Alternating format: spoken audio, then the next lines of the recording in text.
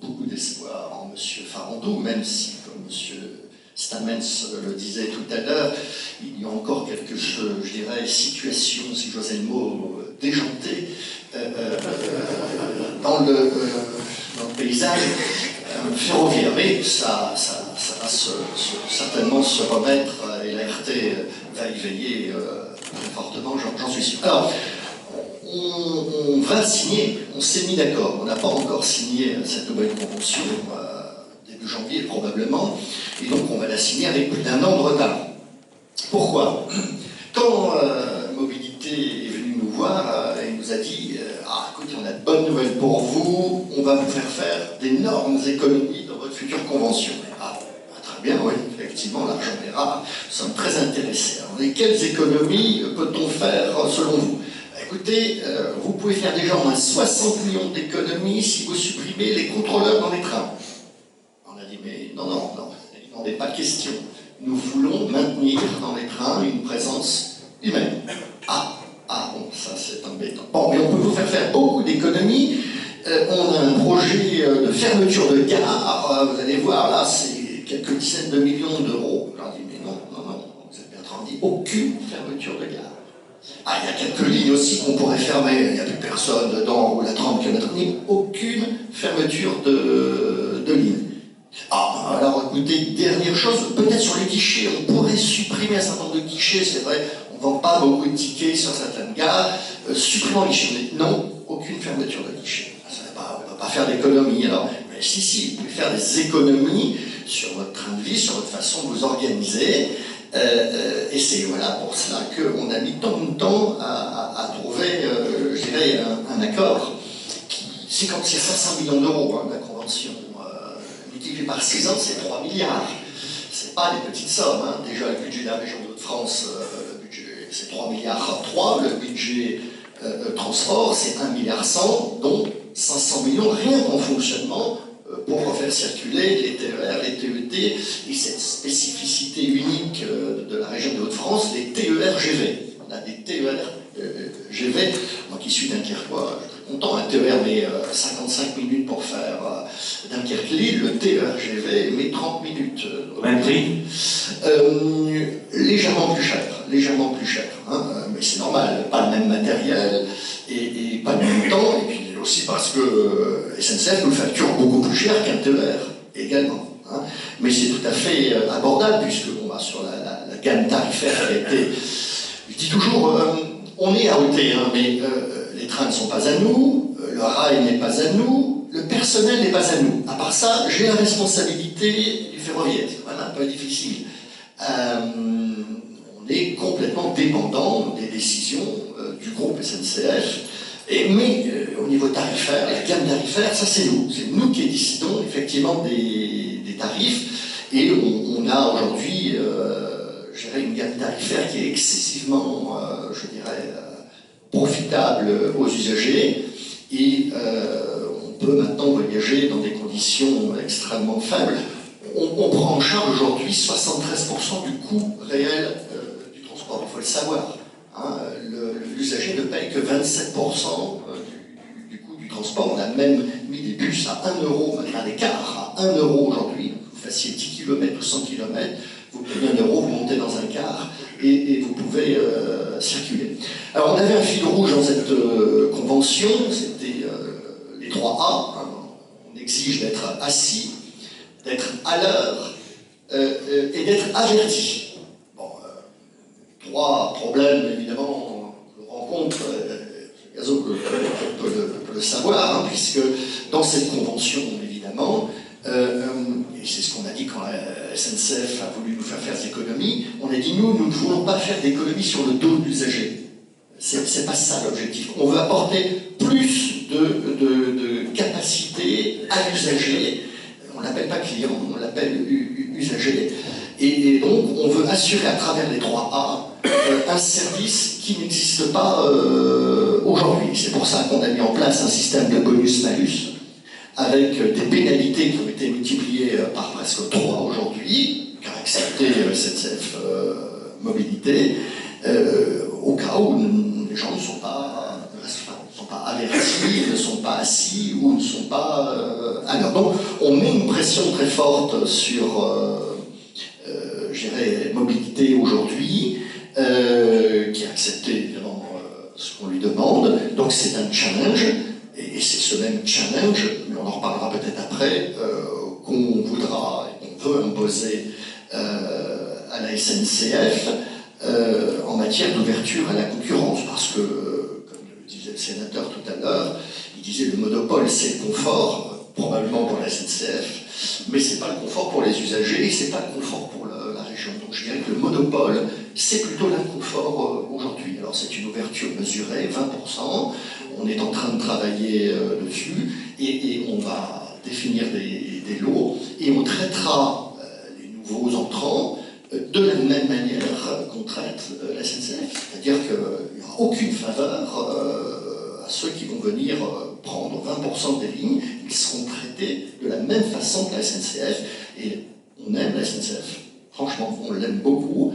Tout ce qu'on souhaite, c'est la mobiliser un peu plus, et je dirais, piquer un petit peu aux fesses de manière à ce qu'elle soit encore meilleure demain, et pourquoi pas, comme on l'a vu en Allemagne, où Deutsche Bahn a même reconquis les territoires perdus demain. Voilà, c'est tout ce que je souhaite aujourd'hui pour la SNCF. Vous pouvez peut-être poursuivre sur la concurrence, donc vous dites 20% environ.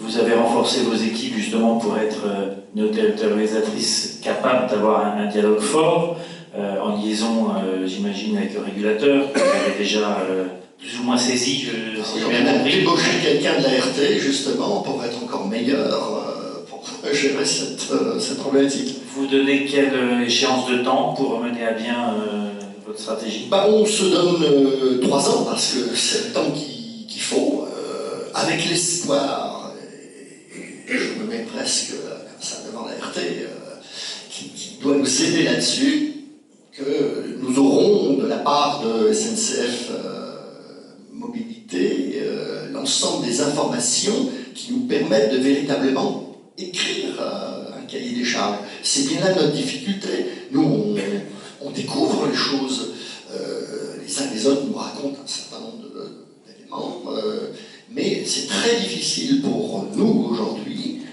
d'écrire un cahier des charges à partir du moment où, je ne sais pas, celui avec qui on travaille depuis toujours, alors ne veut pas, ne peut pas, ne souhaite pas nous donner un certain nombre d'informations parce qu'elle a la peur qu'on l'utilise contre elle. Bon, je ne pense pas qu'on puisse avancer de cette manière-là, donc on compte beaucoup sur la RT là-dessus pour qu'elle veille à ce que l'on puisse avoir ces informations. C'est 3 ans, donc allez, décembre 2022, on sera prêt pour lancer cette ouverture à la concurrence. Un peu après les élections. Oui, c'est mars 2021, donc quand je dis on sera prêt, on verra qui le sera, mais en tout cas l'institution, c'est bien ça. Et lancer sur cette perspective. Si je voulais juste demander à Franck Dersin si cette disponibilité de SNCF Réseau l'intéresse, au-delà de sa fonction classique, j'allais dire traditionnelle, d'entretenir l'infrastructure, de faire des travaux, etc., dans sa nouvelle dimension ingénierie d'exploitation et aide aux collectivités, est-ce que ça vous intéresse? Pourquoi? Comment? Évidemment qu'elle nous intéresse, c'était essentiel, donc je demande à voir. Hein. Bon, on est au début du processus, donc je ne vais pas faire de procès aujourd'hui, mais j'ai quand même quelques messages à passer à Réseau actuellement. On fait beaucoup de travaux, on sauve les lignes. Dans la région des Hauts-de-France, on va sauver 12 lignes. On va investir entre 450 et 550 millions d'euros pour sauver des lignes. Alors, le rapport Philiseau, moi j'en veux pas à Philiseau. Philiseau, il y a longtemps qu'il a fait le boulot. C'est un très bon serviteur de l'État. Seulement, on lui a dit de ne pas sortir son boulot. Je le revois là bientôt, donc je sens que des choses vont être dites. Mais moi, j'ai une situation qui me gêne vis-à-vis de Réseau. Réseau n'est pas fautif, Réseau est victime de décisions politiques de gouvernements précédents. J'ai moi-même été député, donc je me sens un peu fautif aussi de la chose là.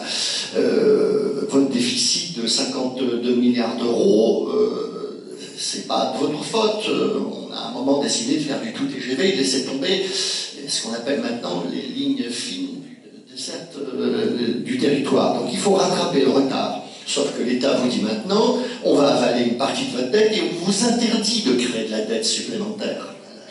La règle d'or. Donc vous êtes face à une situation très difficile, où en plus, vous êtes, à cause du Grand Paris, des Jeux Olympiques et de tous les travaux qu'il y a à faire, vous avez des commandes qui correspondent à 150% de votre capacité financière, humaine. Vous n'avez même plus, je dirais, les moyens humains de pouvoir agir partout.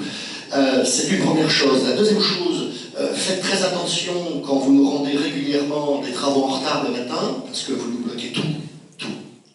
Et c'est un énorme problème. Et moi, après, je vais gueuler auprès de mobilité qui me dit « Oh, ben, c'est pas de ma faute, il faut aller voir Réseau. » Sauf que j'ai aucun moyen financier aujourd'hui d'aller dire à Réseau « Vous allez me payer des pénalités parce que vous avez rendu les travaux en retard. » Autre chose, bon, vous êtes le propriétaire, je suis le locataire. Et on est une situation un peu difficile où je viens vous voir et je vous dis, vous savez, ma maison, là, la toiture, elle fuit. Donc, il faut que vous la répariez, vous êtes le propriétaire. Et vous, en tant que propriétaire, vous dites, je suis désolé, j'ai plus de pognon, donc il faut que vous payiez vous-même la toiture. Moi, je dis, tiens, la baraque, et le lieu où elle est. Donc, oui, je vais payer. Mais évidemment, je vous dis, bah, pendant 5-6 ans, je ne vais pas payer de loyer.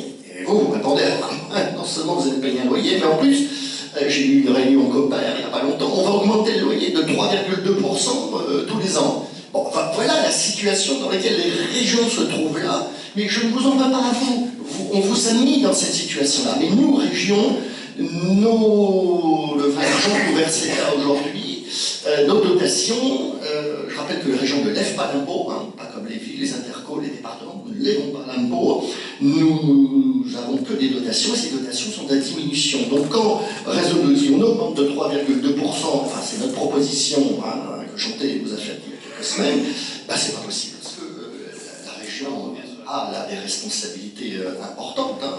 On est tous ensemble là pour faire réussir ce transport de demain. Le train, hein, c'est une très vieille invention, 1880 à peu près. C'est une vieille invention qui redevient moderne.